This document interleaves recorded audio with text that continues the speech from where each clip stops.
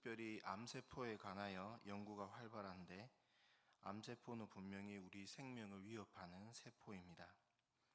그런데 이 암세포의 특징은 성장하는 특징이 있습니다. 그래서 성장세포라고도 불립니다. 보통 우리 몸속에 있는 정상적인 세포는 노화세포라고 합니다. 정상세포는 우리 인체가 25살까지 성장하다가 25살 기점으로 모든 정상세포는 노화가 진행됩니다. 이것은 굉장히 신기한 일입니다. 자발적으로 성장하다가 어느 누구나 25세가 되면 노화가 진행되는 것입니다. 이것은 인종에 상관없이 모든 인간에게 적용되는 것입니다. 과학자들은 이 사실을 굉장히 신기해합니다. 그래서 노화가 진행되면 어떤 약품으로도 어떤 물리적인 힘으로도 막을 수가 없습니다. 그러다가 정상세포는 결국 죽게 됩니다. 그런데 이 암세포는 정상세포입니다. 한번 성장하면 막을 수가 없습니다. 그래서 암으로 돌아가시는 분들은 암세포가 성장해서 모든 신체 기능을 마비시킵니다. 왜냐하면 이 암세포는 성장하는 특징이 있기 때문입니다. 그래서 과학자들이 이 사실을 어디에 적용하느냐 하면은 인간의 죽음을 막을 수 있겠다라는 질문이 제기되고, 지금도 이 암세포로 인간의 죽음을 막을 수 있는 것에 대한 많은 논문과 많은 연구 방식들이 개발되고 진행되고 있습니다. 그런데 문제는 이 암세포의 성장을 어느 누구도 막지 못한다는 것입니다. 막는 방법만 알면 어느 정도 성장시키고 멈추게 하면 인간은 늙지 않고 항상 젊음을 유지할 것입니다. 그러나 아직 이 문제에 진입도 하지 못했고 과학자들은 이 사실 또한 신비한 것으로 보고 있습니다. 성경은 모든 사람이 하나님께 죄를 범하여서 죽게 되었다고 말씀합니다. 아담이 하나님 말씀에 불순종해서 죄가 세상에 들어왔다고 말씀합니다. 그리고 온 세상에 죽음이 찾아온 것입니다. 불로 장생하는 사람은 이 세상에 없습니다. 히브리서 9장 27절에 한 번 죽는 것은 사람에게 정하신 것이요 그 후에는 반드시 심판이 있다고 말씀합니다. 과학이 아무리 발달해도 하나님께서 정해놓으신 생명과 죽음에 관한 문제는 인간이 절대로 풀지 못합니다. 사람은 태어나면 반드시 죽음을 경험하게 됩니다. 중국의 진시황은 이 땅에서 영원히 살기 위해서 많은 사람들에게 불로초를 찾게 했고, 유교와 불교는 돌을 닦으면 몸과 마음을 수련하면 죽음을 이길 수 있다고 생각했지만 결국 죽음을 이기지 못하고 있고, 많은 유수한 철학자들이 생명과 죽음에 관해서 지혜를 짜내어서 죽음을 이길 수 있는 방법을 찾아내도 찾지 못하고 모든 사람은 죽음을 맞이하게 됐습니다. 그런데 하나님께서는 이 세상을 사랑하셔서 죽음에 멸망치 않는 방법을 한 가지 주셨습니다. 그것은 독생자 예수 그리스도를 우리에게 주신 것입니다. 이 독생자 예수 그리스도를 믿기만 하면 하나님의 자녀, 헬라어로 테크논, 뜻으로 하면 아버지의 피가 들어간 친아들, 친딸, 친자녀가 되는 것입니다. 이 소식을 두 글자로 하면 복음, 복된 소식이고 헬라어로는 요한겔리온이라고 부릅니다. 왜 복된 소식입니까? 영원한 죽음을 받지 않고 영원한 생명을 얻기 때문입니다. 영원토록 마귀와 함께 불못에 던져져서 고통당하고 예수님이 잠시나마 겪으셨던 하나님과 멀리 떨어짐을 당하는 고통을 영원히 경험하며 살아가는 것입니다. 그래서 복음을 믿지 않는 사람들에게 죽음은 영원한 저주가 임하는 통로가 되기 때문에 사람들은 그토록 죽음을 두려워하는 것입니다. 그러나 복음은 어떤 능력이 있습니까? 죄인이 하나님의 친자녀가 되는 권세를 얻고 이 험한 세상 가운데서 하늘에 있는 천국을 맛보고 살고, 그렇게 두려워하는 죽음이 천국으로 가는 통로로 바뀌고 천국에 가서 하나님과 함께하는 기쁨, 그 기쁨이 넘쳐서 늘 영원토록 찬송하고 하나님께 경배하고 예배하며 삶을 사는 것입니다. 이 복음의 능력을 경험했던 많은 믿음의 증인 중에 사도 바울이 있습니다. 그는 로마 교회에 편지를 쓰면서 복음은 하나님의 능력이라고 고백했고, 실제적으로 사도 바울은 자신의 엄청난 지식과 출세할 수 있는 것들을 복음 앞에 배설물처럼 버려버리고 복음을 전하는 데에 한평생을 보내었습니다. 터키의 초대교회 7교회를 성지순례하면서 선교사님 한 분이 사도 바울이 복음을 전하기 위해서 걸었던 길을 대낮에 걸었다고 합니다.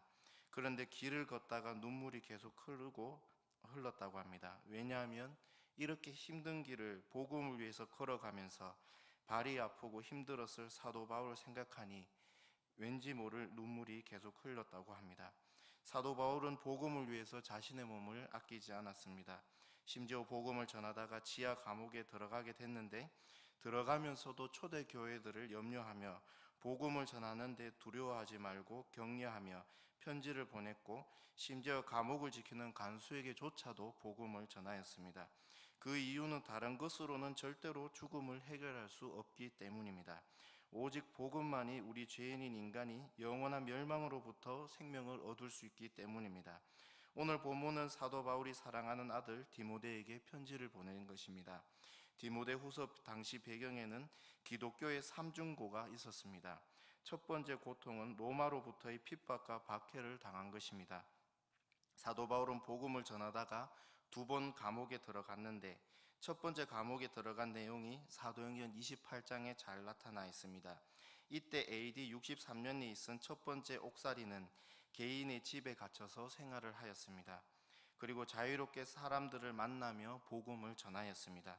그리고 첫 번째 감옥살이에서는 사도 바울이 석방할 것을 예감하였습니다. 그러나 두 번째 감옥에 갇혔을 때인 AD 67년에 사도 바울은 석방하지 못하고 자신이 죽음을 예감하였습니다. 1차 감옥살이 후 사도 바울은 석방되어 서바나, 지금의 스페인 방향으로 선교를 떠났습니다. 그리고 1년 뒤인 AD 64년 로마에 큰 화재가 발생하였습니다. 전해오는 이야기에는 당시 네로 황제가 화재를 일부러 내었다고 하지만 역사학자들은 우발적인 화재라고 진단합니다. 말경주를 하는 경기장 근처 창고에서 불이 나서 삽시간에 로마 시내의 대부분에 불이 붙었습니다. 로마 14구역 중에서 10구역이 화재로 다 소실되었습니다. 네로 황제는 민심을 완전시키기 위해서 최대한 노력했지만 화려한 궁전을 지으려고 일부러 네로 황제가 불을 내었다라는 근거 없는 소문이 나면서 네로 황제는 큰 위험에 빠집니다. 이때 네로 황제는 희생양이 필요했는데, 당시 로마 제국에서 황제를 숭배하지 않고 예수라는 사람을 신으로 모신다는 기독교인들에게 누명을 씌웠습니다. 기독교인들이 로마 제국에 불을 내었다는 소문을 내면서 로마 제국의 기독교인들은 더욱 핍박과 탄압을 받았고, 많은 기독교인들이 네로 황제로부터 순교를 당하였습니다. 타키두스 연대기라는 책을 보면은 당시 네로 황제의 기독교 핍박을 이렇게 적어 놓았습니다. 엄청나게 많은 사람들은 방화죄라기보다는 오히려 인류 적대죄를 선고받았다. 그들은 살해당할 때 놀잇감이 되었다. 즉 야수의 모피를 뒤집어 쓴 채 개에게 물리고 찢겨 죽었다. 어떤 데는 십자가에 붙잡아 매고 혹은 불에 타기 쉽게 만들어 놓고 해가 지고 나면 야간에 등불 대신에 불태웠다라고 적혀져 있습니다. 두 번째로는 유대교로부터의 핍박입니다. 유대교는 그래도 율법을 중요하게 생각하고 아브라함과 이삭과 야곱의 하나님을 믿고 있어서 기독교인들에게 회당을 빌려 주었지만, 유일신을 믿지 않는 예수라는 목수를 메시아로 여기는 것을 보고 유대인들은 회당도 금지시키고 출교도 시켰습니다. 이것은 예루살렘뿐만 아니라 유대인들이 살고 있는 소아시아에서도 마찬가지였습니다. 세 번째로는 이단 사상인데, 그리스 철학의 기독교에 대해서 영지주의가 나타났습니다. 육신은 악하고 영혼은 선하기 때문에 예수님은 육신으로 이 땅 가운데 오지 않았다라는 이상한 논리와 예수님의 부활은 믿으면서도 육체적인 부활을 믿지 않는 사상과, 또한 율법으로 돌아가야 한다는 율법주의가 기독교를 위협하고 있었습니다. 그래서 2차 감옥에 투옥되면서 죽음을 직감한 사도 바울이 디모데에게 보내는 이 편지는 유언장과 같은 편지였습니다. 사도 바울 옆에 있었던 동역자들은 네로 황제의 펼친 칼에 하나둘 순교를 당해서 바울 곁을 떠났고, 또한 핍박과 박해가 너무 무거워서 세상으로 떠났습니다. 이제 의사 누가 외에는 사도 바울 곁에 올 사람이 사랑하는 아들 디모데 말고는 없었습니다. 사도 바울이 순교를 하면 사도 바울이 뒤를 이어서 복음을 전하고 교회를 이끌어야 될 사람이 바로 디모데였습니다. 사도 바울은 이 삼중고의 배경 가운데 디모데후서를 적은 것입니다. 디모데전서가 목회적인 방법과 어떻게 교회를 잘 돌보신가에 대해서 적힌 것이 대부분인 반면에 디모데후서는 지극히 사도 바울의 개인적인 마음이 디모데에게 담겨 있는 것을 볼 수 있습니다. 오늘 본문 첫 번째로는 사도 바울이 디모데에게 안부를 묻습니다. 본문 1절에서 2절에 하나님의 뜻으로 말미암아 그리스도 예수 안에 있는 생명의 약속대로 그리스도 예수의 사도된 바울은 사랑하는 아들 디모데에게 편지를 하노니 하나님 아버지와 그리스도 예수 우리 주께로부터 은혜와 긍휼과 평강이 내게 있을지어다. 사도 바울은 자신이 사도가 되어 복음을 받았는데 그 복음을 생명의 약속이라고 말합니다. 복음 안에는 영원한 생명을 얻는 방법이 있습니다. 그런데 그 방법이 그리스도 예수 안에 있다고 소개합니다. 사도 바울이 지금 복음 때문에 감옥에 갇혀서 고생하고 있지만 그는 복음을 디모데에게 당당하게 자랑합니다. 그 이유는 그 복음이 예수 그리스도 안에서 영원한 생명을 주기 때문입니다. 우리는 몇 년 더 오래 건강하게 살기 위해서 음식도 절식하고 가려서 먹고 열심히 운동하고 많은 돈을 지불해서라도 좋은 약을 지어서 먹고 자신의 삶을 투자합니다. 그래도 그 삶은 유한한 삶입니다. 언젠가는 죽고 길어봐야 100년이 안 됩니다. 그러나 복음은 영원한 생명을 줍니다. 따라서 사도 바울은 복음만으로는 부족하다, 절대로 그렇게 생각하지 않았습니다. 디모데전서 4장에는 복음에는 금생과 내생의 진정한 복의 약속이 있다고 사도 바울은 말씀을 전했습니다. 골로새 교회에서는 사도 바울이 예수 안에는 지혜와 지식의 모든 보화가 감추져 있다고 골로새서 2장 3절에 말씀하였습니다. 한마디로 사도 바울은 복음이면 충분하다고 가르치고 있습니다.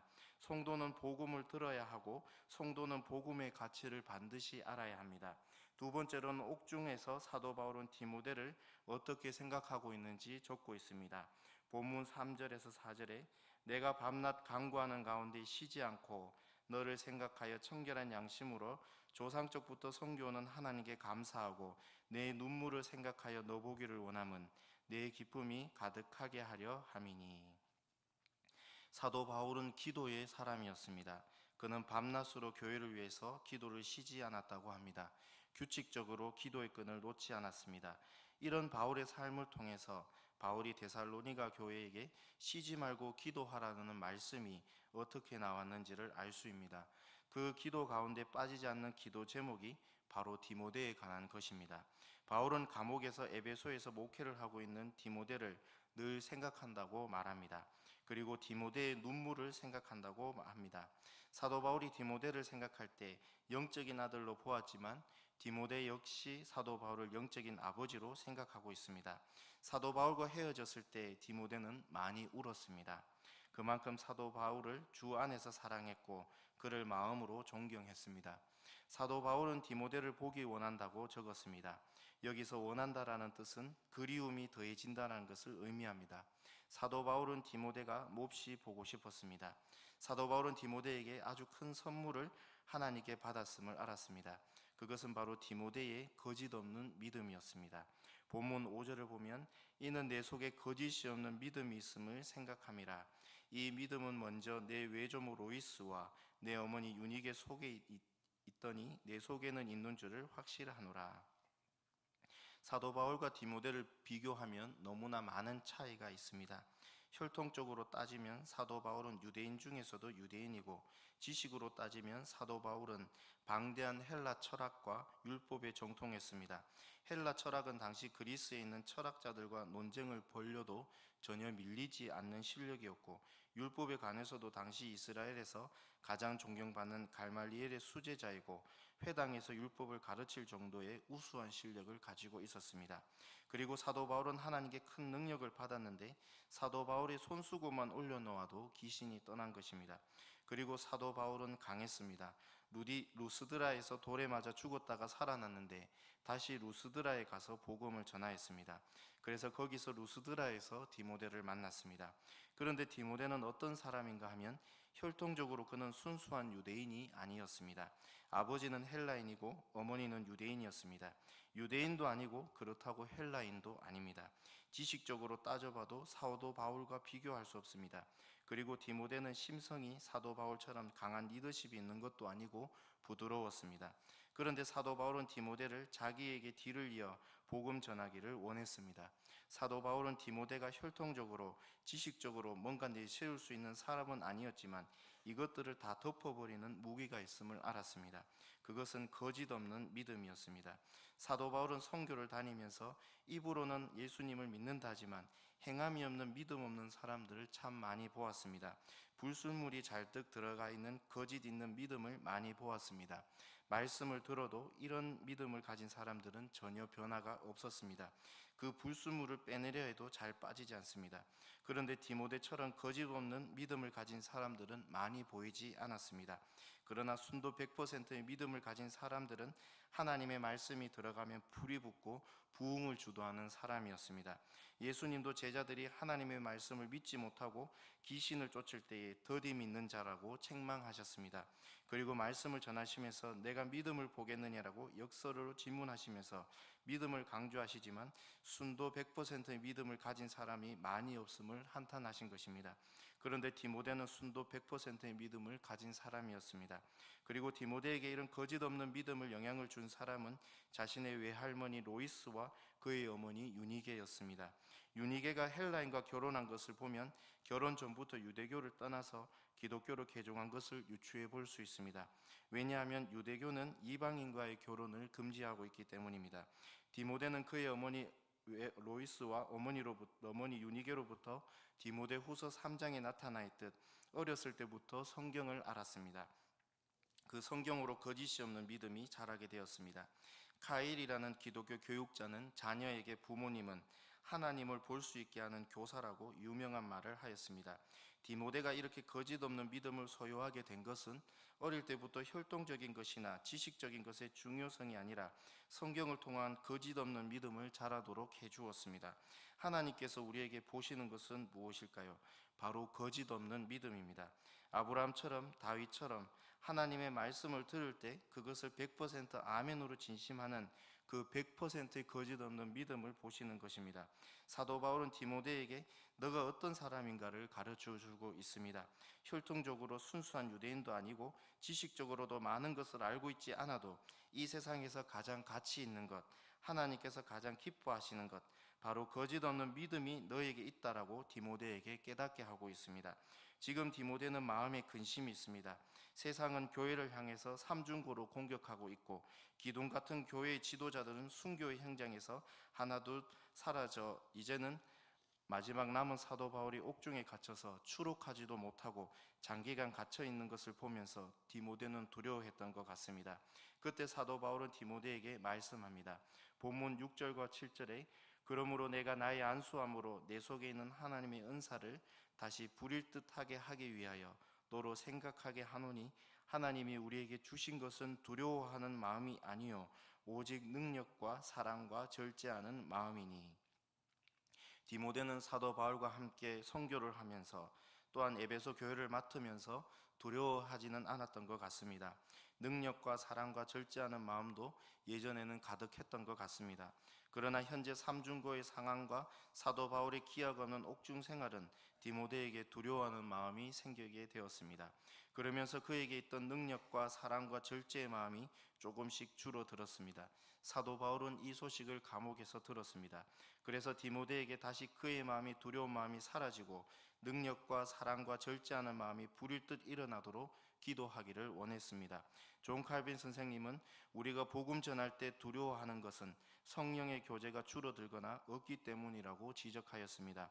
담대하게 복음을 전하기 위해서는 꼭 능력을 받아야 합니다. 예수님의 제자 중 베드로는 어린 요정 앞에서 벌벌 떨면서 예수님 앞에서 부인하였습니다. 예수님의 제자들과 마가는 게네사렛 동산에서 두려워서 벌거벗은 몸으로 사람들로부터 예수님에게서 도망갔습니다. 그러나 오순절날 120명의 성도가 성령 받기를 간절히 기도하고 성령을 받았을 때 두려움이 두려움이 사라졌습니다. 오히려 복음 전하는 것을 반대하면서 예수님의 제자를 위협하는 사두개인들과 제사장들 앞에서 담대하게 내가 하나님의 말씀을 듣는 것보다 사람의 말을 듣는 것이 옳은가 너희가 판단하라면서 말하였습니다. 성령 충만했을 때 초대교회는 사랑이 넘쳤습니다. 내 것 내 것이었고 함께 자신의 것을 교회에 내어놓고 함께 사용하였습니다. 레위 사람 바나바는 자신의 전 재산을 내놓으며 교회의 가난한 사람들과 함께 사용하였습니다. 그리고 초대 교회 안에서는 지나친 것이 없었습니다. 절제하면서 교회의 질서를 조금씩 세워져 나갔습니다. 지금 디모데는 두려운 마음이 생겼습니다.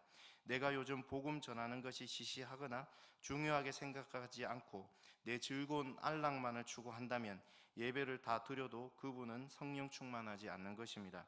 기도의 줄이 끊어졌거나 말씀의 줄이 줄었거나 성령 충만하지 않기 때문에 우리는 존 칼빈 선생님의 말씀대로 성령과의 교제가 줄었기 때문에 복음에 대해 시시하게 생각하거나 복음을 담대하게 전하지 못합니다.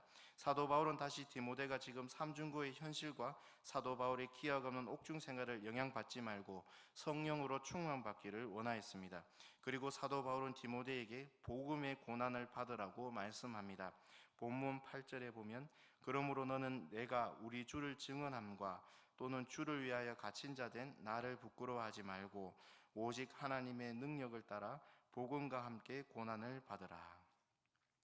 사도 바울은 지금 내가 옥중 생활로 힘드니까 잠시 복음 전하는 거 중단해라, 쉬어라 말하지 않고 오히려 복음으로 오는 고난을 사도 바울처럼 받으라고 당당하게 명령합니다.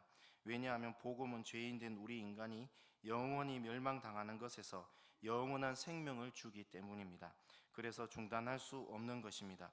그런데 내가 하나님께서 자신의 하나밖에 없는 아들을 피 흘리면서까지 죄인된 우리를 하나님의 자녀로 바꾸어 주시는 이 놀라운 복음을 두렵지 않고 능력과 사랑과 절제의 마음으로 전하기 위해서는 위로부터 오는 하나님의 은혜를 충만하게 받아야 합니다. 복음의 가치는 믿음으로 깨닫게 되지만 우리가 이 복음의 가치를 깨닫기 위해서는 계속적으로 우리 마음에 불이 붙여져야 합니다. 초대교회가 어떻게 해서 3,000명씩 회개하고 돌아오고 복음 전했을 때 한 번도 예수라는 이름을 들어보지 못한 이방인들이 예수님을 믿기 위해 돌아오고 심지어 율법에 정통하여서 유일신 여호와 하나님만을 믿고 예수님을 하나님으로 인정하지 않는 제사장이 예수님을 믿도록 돌아오는 것은 복음의 가치를 알고 믿음으로 복음을 전할 때에 성령께서 역사하시기 때문입니다. 따라서 복음이 있는 곳에 성령께서 계시기 때문에 회개가 일어나고 치유가 일어납니다. 성령의 역할은 예수님을 전하는 데 있습니다. 따라서 우리가 마음에 불이 붙어 믿음으로 복음을 전할 때 성령의 역사가 일어나는 것입니다. 사도 바울은 옥중에서도 계속적인 밤낮을 쉬지 않고 기도하였습니다. 그래서 사도 바울 안에는 두려워하는 마음이 없고 복음의 가치를 감옥 안에서 생생하게 매일매일 새롭게 깨닫고 있는 것입니다. 사도 바울은 디모데에게 자신이 옥중에 있는 것을 부끄러워하지 말라라고 말하고 있습니다. 그리고 오직 하나님의 능력을 따라서 복음과 함께 고난을 받으라고 합니다. 우리는 참된 복음을 전하는 것을 두려워하는 건지 모르겠습니다. 듣지 않을까봐 두려워합니다. 그래서 다른 방법을 사용합니다. 복음 반틈 다른 거 섞어서 전달합니다. 그러면 복음의 역사는 일어나지 않습니다. 성령께서는 오직 복음이 전할 때에 역사하시기 때문입니다. 고난받는 것을 두려워합니다. 예수님을 참되게 믿다가 사업이 안 되면 부끄러워합니다. 그래서 오히려 편법을 사용합니다. 그래서 잘 되면 하나님의 영광이라고 합니다. 그러나 하나님께서는 그런 소득을 받지 않는다고 하셨습니다. 주일 성소를 온전히 지키면서 좋은 대학 가기 위해서 빠집니다. 그리고 하는 말이 좋은 대학에 가서 하나님께 영광 돌리기 위해서라고 합니다. 그러나 하나님께서는 그것도 전혀 기뻐하지 않습니다. 차라리 하나님 말씀대로 살고 손에 묻은 것을 차라리 주일에 주일 성수를 지키면서 부당함을 받는 것이 하나님께서 기뻐하시는 것입니다. 우리는 너무 눈에 보이는 것, 외향적인 것에 목표를 두어서 고난받는 것을 두려워하는 것은 아닌지 모르겠습니다. 그러나 사도 바울은 참된 복음을 전하다가 고난이 오면은 고난을 받으라고 합니다. 고난이 올까봐 사회에서 옳은 목소리를 내지 못하고 있습니다. 명동 성당에서 천주교가 내고 있습니다. 우리는 고난받는 것을 두려워하고 있지 않은지 돌아봐야 합니다. 사도 바울은 세상에서 교회를 위협하는 삼중고를 두려워 두려워하지 말라고 합니다. 그리고 기약 없이 옥중 생활을 하고 있는 자신을 부끄러워하지 말라고 합니다. 기도에서 다시 마음에 불을 붙이라고 말하고 있습니다.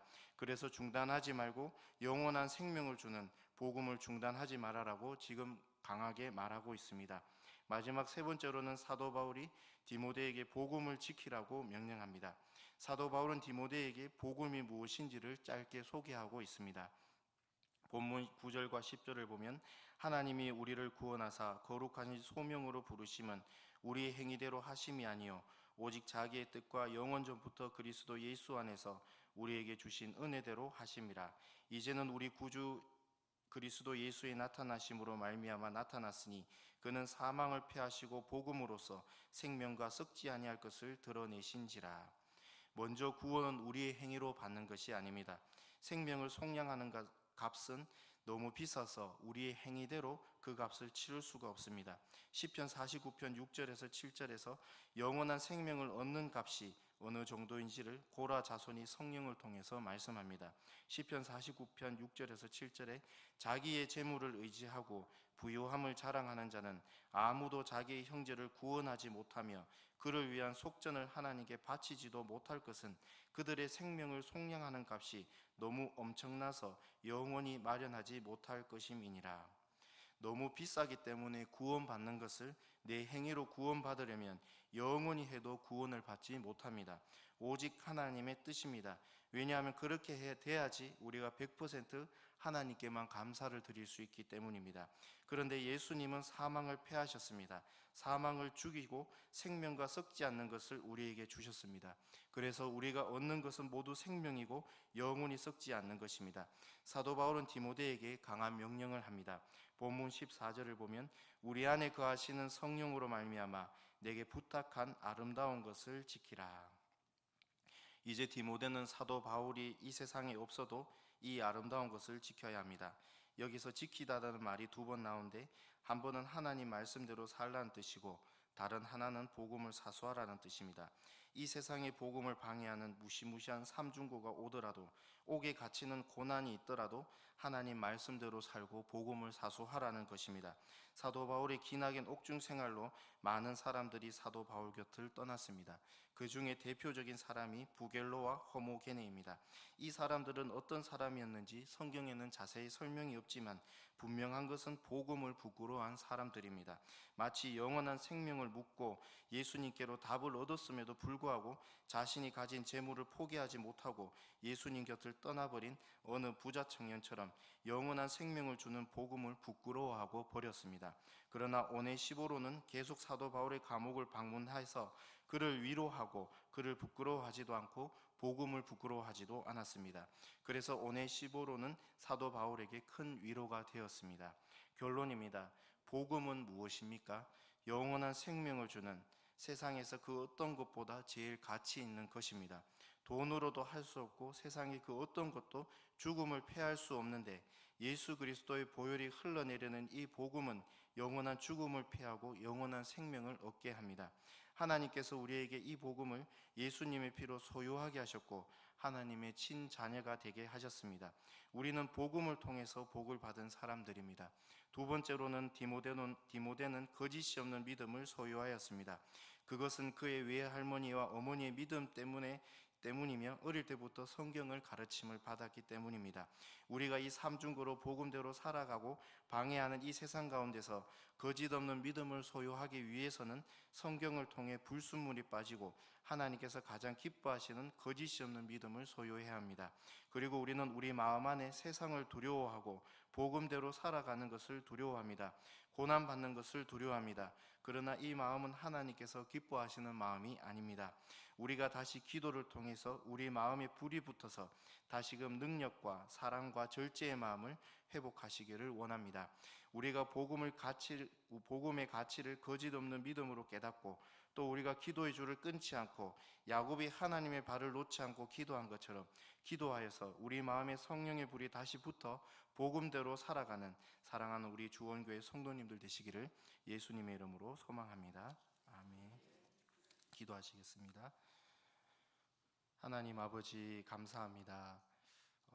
어떤 것도 죽음을 이길 수 없고 과학이 아무리 발달해도 진입도 하지 못하고 돈으로도 할 수 없는 이 영원한 죽음을 아무 이유 없이 우리를 사랑하셔서 자신의 하나밖에 없는 독생자 예수 그리스도를 주심으로 우리를 영원한 죽음에서 영원한 생명으로 살려주신 은혜를 진심으로 감사합니다. 하나님 아버지, 우리가 이 세상에서 제일 가치 있는 것을 받았지만 늘 우리가 부족하고 어리석어서 하나님 앞에 이것 왜 안 주셨냐, 저것 왜 안 주셨냐 하면서 불평불만할 때가 참 많았습니다. 하나님 아버지, 주의 은혜를 다시 한번 깨닫게 하여 주시고 늘 하나님을 찬송하며 감사드릴 수 있게 하여 주시옵소서. 또한 하나님, 나만 소유하는 것이 아니라 이 복음을, 영원한 생명을 주는 이 복음을 내 주위와 내 이웃들에게 전하여서, 그리고 두려움 없이 강하고 담대하게 이 복음을 전하여서 다른 사람도 영원한 죽음에서 영원한 생명을 얻을 수 있는 은혜를 허락하여 주시옵소서. 감사합니다. 예수님의 이름으로 기도드립니다. 아멘. 우리 찬송가 197